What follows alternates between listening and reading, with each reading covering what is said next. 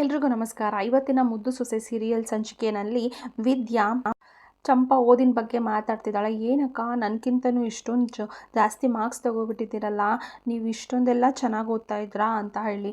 ಅದಕ್ಕೆ ಚಂಪಾ ಹೌದು, ಏನೋ ಹಠದಿಂದ ಚೆನ್ನಾಗಿ ಓದಿ ಮಾರ್ಕ್ಸ್ನ ಚೆನ್ನಾಗೇ ತಗೊಂಡ್ರೆ, ಆದರೆ ನನಗೆ ಓದೋ ಅದೃಷ್ಟ ಇರಲಿಲ್ಲ, ಮುಂದುವರಿಸೋ ಅದೃಷ್ಟ ಇರಲಿಲ್ಲ ಅಂತೆಲ್ಲ ಹೇಳ್ತಾಳೆ. ಅದಕ್ಕೆ ವಿದ್ಯಾ, ನೀವು ಈಗಲೇ ಕೈ ಬಿಡಬಾರ್ದು, ಹಿಂಗೆಲ್ಲ ಮಾತಾಡಬೇಡಿ ಚಂಪಕ್ಕ.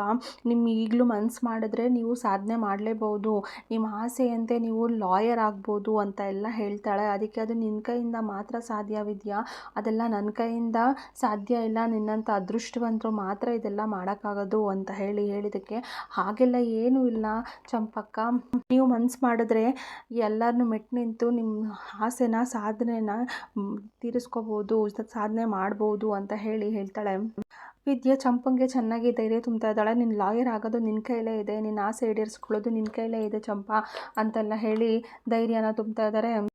ಇನ್ನು ಈ ಮನೆಯಲ್ಲಿ ಈಶ್ವರಿ ಆ ಕಡೆಯಿಂದ ಈ ಕಡೆಯಿಂದ ಆ ಕಡೆ ಓಡಾಡ್ತಿದ್ದಾಳೆ. ಎಲ್ಲರೂ ಸಹ ಸೇರಿಸಿದ್ದಾಳೆ. ಶಿವರಾಮೇಗೌಡ ಬರೋದನ್ನೇ ಕಾಯ್ತಿದ್ದಾಳೆ. ಅಜ್ಜಮ್ಮ ಕೇಳ್ತಾಳೆ, ಏನೇ ಆಯಿತು ಈಶ್ವರಿ, ಆವಾಗಲಿಂದ ನೋಡ್ತಾ ಇದ್ದೀನಿ ಅಂಟುಸುಟ್ಟು ಬೆಕ್ಕಿನ ಥರ ಓಡಾಡ್ತಿದ್ಯಲ್ಲ ಅಂತ ಹೇಳಿ. ಆವಾಗ ಈಶ್ವರಿ ಹೇಳ್ತಾಳೆ, ಅತ್ತೆ ನಾನು ಭಾವನ ಜೊತೆ ಸ್ವಲ್ಪ ಮಾತಾಡಬೇಕು, ಅದಕ್ಕೋಸ್ಕರ ಕಾಯ್ತಾ ಇದ್ದೀನಿ ಅಂತ ಹೇಳಿ. ಇನ್ನು ಶಿವರಾಮೇಗೌಡನ ಬರ್ತಾರೆ.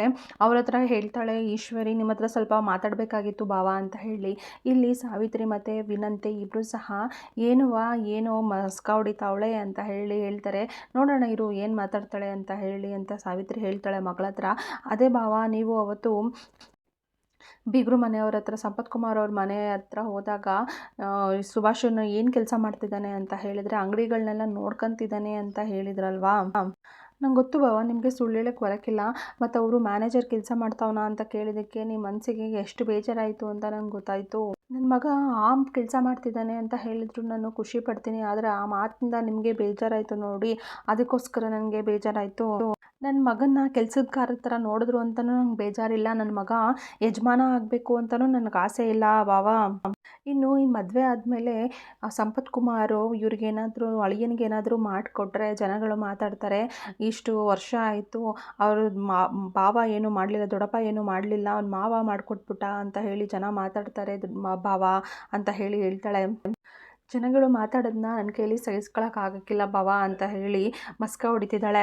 ಅದಕ್ಕೆ ಶಿವರಾಮೇಗೌಡ, ನಾನು ಇದ್ರ ಬಗ್ಗೆ ಸಂದಾಗಿ ಯೋಚನೆ ಮಾಡಿನೇ ತೀರ್ಮಾನ ಮಾಡಿದ್ದೀನಿ, ಈ ಮದುವೆಗೆ ಅಂತ ಹೇಳಿ ಇವ್ರಿಗೆ ಗಿಫ್ಟಾಗಿ 1 ಕೋಟಿ ರೂಪಾಯಿ ಕೊಡ್ತೀನಿ, ಅದರಲ್ಲಿ ಇವನೇನಾದರೂ ಬಿಸ್ನೆಸ್ ಸ್ಟಾರ್ಟ್ ಮಾಡಲಿ, 1 ಕೋಟಿನ 100 ಕೋಟಿ ಆಗೋ ರೀತಿ ಮಾಡಬೇಕು ಅವನು ಅಂತ ಹೇಳಿ ಸುಭಾಷನ್ಗೆ ಹೇಳ್ತಾರೆ ಶಿವರಾಮೇಗೌಡರು. ಸುಭಾಷ, ನೀನು ನಾನು ಕೊಡೋ 1 ಕೋಟಿನ 100 ಕೋಟಿ ಆಗೋ ಥರ ಮಾಡಬೇಕು, ದುಡ್ಡನ್ನ ಬೆಳೆಸಬೇಕು, ನೀನು ಅದರಿಂದ ಒಂದು ಸಲ ಅಷ್ಟೇ ಇನ್ವೆಸ್ಟ್ ಮಾಡಿ ಕೂತ್ಕೊಂಡು ದುಡಿಯೋ ಥರ ಮಾಡಬೇಕು ನೀನು ಅಂತ ಹೇಳ್ತಾರೆ. ಅದಕ್ಕೆ ಸಾವಿತ್ರಿ ಸಡನ್ನಾಗಿ ಅದೇಂಗಣ ಕೊಟ್ಬಿಡ್ತೀಯ ನೀನು ಅಂತ ಹೇಳ್ತಾಳೆ. ಹಂಗಂದಿದ್ದಕ್ಕೆ ಶಿವರಾಮೇಗೌಡ, ಅವತ್ತು ಔಷಧಿ ತರಲಿಲ್ಲ ಅಂದಿದ್ರೆ ಈ ಪ್ರಶ್ನೆ ಕೇಳೋಕ್ಕೆ ನೀನು ಇರ್ತಾನೆ ಇರಲಿಲ್ಲ, ನಾನು ಇದು ಕೊಡ್ತಾ ಇರೋದು, ದುಡ್ಡು ಕೊಡ್ತಾ ಇರೋದು ಯಾವ ಮೂಲೆಗೂ ಅಲ್ಲ, ಅವನಿಗೆ ಗಿಫ್ಟಾಗಿ ಕೊಡ್ತಾ ಇರೋದು ಅಂತ ಹೇಳಿದ್ದಕ್ಕೆ ಸಾವಿತ್ರಿ ಬಾಯಿ ಮುಚ್ಕೊಂಡು ನಿಂತ್ಕೊತಾಳೆ. ಇನ್ನು ವಿದ್ಯಾ ಕಾಲೇಜ್ಗೆ ಹೋಗ್ತಿದ್ದಾಳೆ. ಸುಭಾಷ ದಾರಿ ಮಧ್ಯೆ ನಿಂತ್ಕೊಂಡು ಹೆಂಗಿದ್ದಾಳೆ, ಮನೆ ಕಲಿಸ್ತವಳು ಅಂತ ಹೇಳಿ ಚಂಪುನ ಬಗ್ಗೆ ಮಾತಾಡ್ತಿದ್ದಾನೆ. ಅದಕ್ಕೆ ವಿದ್ಯಾ ಕೋಪದಲ್ಲಿ, ಇನ್ನೊಂದ್ಸಲ ಏನಾದರೂ ಅವಳನ್ನ ಮನೆ ಕೆಲಸದವಳು ಅಂತ ಹೇಳಿದ್ರೆ ಬಾಯಲ್ಲಿರೋ ಕಿತ್ತಾಕ್ಬಿಡ್ತೀನಿ ನಾಲ್ಗೇನ ಅಂತ ಹೇಳಿ ಬೈತಾಳೆ. ಇನ್ನು ಸುಭಾಷ ಹೇಳ್ತಾನೆ, ನಾನು ಮನೇಲಿ ಇವತ್ತು ದೇವರಾಗ್ಬಿಟ್ಟಿದ್ದೀನಿ, ಹೋಗ್ತಾ ಇದ್ದಿದ್ದು ದೊಡ್ಡಪ್ಪನ ಪ್ರಾಣ ಉಳಿಸಿ ಕೊಟ್ಟು ಸಂಜೀವಿನಿ ತಂದು ಕೊಟ್ಟಿದ್ದಕ್ಕೆ ಪ್ರಾಣ ಉಳಿಸಿದ್ದ ದೇವರು ನಾನು ಆಗ್ಬಿಟ್ಟಿದ್ದೀನಿ ಅಂತ ಹೇಳಿ ಹೊಗಳ್ಕೊತಾ ಇದ್ದಾನೆ. ಈಗ ನಾನು ಕೋಟ್ಯಾಧಿಪತಿನ ಮದುವೆ ಆಗ್ತಾ ಇದ್ದೀನಿ ಹುಡುಗಿನ ಅಂತ ಎಲ್ಲ ಹೇಳ್ಕೊತಿದ್ದಾನೆ. ಇನ್ನು ದೊಡ್ಡಪ್ಪನು ನನಗೆ 1 ಕೋಟಿ ರೂಪಾಯಿ ಕೊಡ್ತಾವ್ರೆ ಬಿಸ್ನೆಸ್ ಮಾಡೋಕ್ಕೋಸ್ಕರ, ದರಿದ್ರದವಳು ನನ್ನ ಜೀವನದಿಂದ ಹೋದ್ಮೇಲೆ MLA ಅಳಿಯ ಆಗ್ತಾಯಿದ್ದೀನಿ ಅಂತ ಹೇಳಿ ಕೊಚ್ಕೊತಿದ್ದಾನೆ. ಒಂದೇ ಸಮ ಮಾತಾಡ್ಬಿಟ್ಟು ಹೊರಡ್ತಾನೆ. ಅಷ್ಟರಲ್ಲಿ ವಿದ್ಯಾ ಕೂಗ್ಬಿಟ್ಟು, ಇಷ್ಟೊತ್ತು ನೀನು ಮಾತಾಡಿದೆ, ಈಗ ನಾನು ಮಾತಾಡ್ತೀನಿ ಕೇಳಿಸ್ಕೊ ಅಂತ ಹೇಳ್ತಾಳೆ. ಇಷ್ಟೊತ್ತು ನೀನು ಹೇಳ್ದೆ, ಇವಾಗ ನಾನು ಹೇಳೋದನ್ನ ಕೇಳಿಸ್ಕೊ ಅಂತ ಹೇಳಿ, ಅವತ್ತು ನನ್ನ ತಲೆ ಮೇಲೆ ನೋಡೋದು ಔಷಧಿನ ಕಿತ್ಕೊಂಡು ಹೋಗಿದ್ದು ನೀನೇ ಅಂತ ನನಗೆ ಸಂದಾಗಿ ಗೊತ್ತಿದೆ, ಆಮೇಲೆ ನಾನೇ ಔಷಧಿನ ತಗೊಬಂದೆ ಅಂತ ಹೇಳಿ ಬಿಲ್ಡಪ್ ತಗೊಂಡೆ ಅಲ್ವೇ.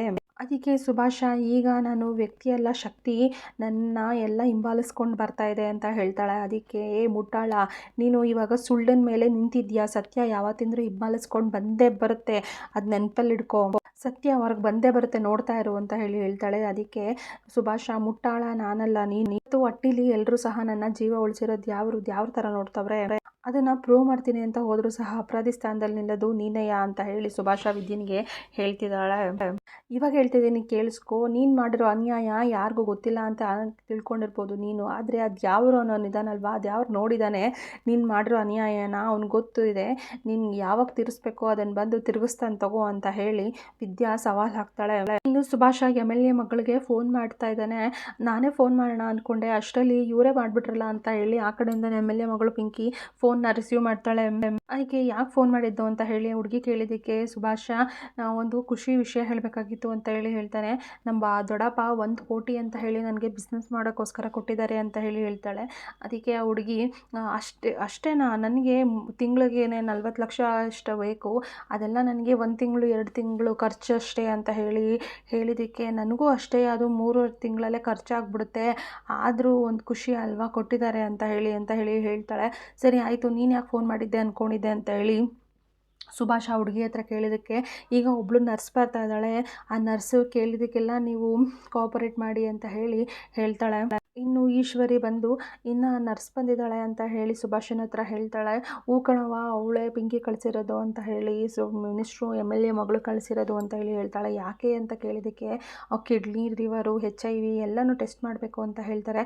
ಆವಾಗ HIV ಅಂತ ಹೇಳಿ ಇಬ್ಬರು ಸಹ ಈಶ್ವರಿ ಮತ್ತು ಚಿತ್ರ ಇಬ್ಬರು ಶಾಕ್ ಆಗ್ತಾರೆ. ಚಿತ್ರ ಕೇಳ್ತಾಳೆ, ಅವೆಲ್ಲ ಟೆಸ್ಟ್ ಮಾಡಲೇಬೇಕಾ ಅಂತ ಹೇಳಿ. ಇನ್ನು ಸುಭಾಷನ ಹತ್ರ ಕೇಳ್ತಾಳೆ ಚಿತ್ರ, ನಿಂಗೇನಾದರೂ HIV ಇದ್ದತ್ತಾ ಹೆಂಗೆ ಅಂತ ಹೇಳಿ ಪ್ರಶ್ನೆ ಮಾಡ್ತಾಳೆ. ಅದಕ್ಕೆ ಈಶ್ವರಿ, ಇದೇನು ಹಿಂಗೆ ಕೇಳ್ತಾ ಇದೆಯಾ, ಸುಮ್ಮನೆ ನಿಂತ್ಕೋ ಅಂತ ಹೇಳಿರ್ತಾರೆ. ಇನ್ನು ಸುಭಾಷನಿಗೆ ಈಶ್ವರಿ ಫೋರ್ಸ್ ಮಾಡ್ತಾಳೆ, ಮಾಡಿಸ್ಕೊಬಿಡು, ನಮಗೆ ಇಂಥ ಸಂಬಂಧ ಸಿಕ್ಕಿರೋದೇ ಹೆಚ್ಚು, ಅವ್ರು ಏನು ಕೇಳ್ತಾರೋ ಎಲ್ಲ ಮಾಡು, ಆಮೇಲೆ ನೋಡ್ಕೊಳ್ಳೋಣ ಅಂತ ಹೇಳಿ ಟೆಸ್ಟ್ನ ಮಾಡಿಸ್ತಾ ಇದ್ದಾರೆ.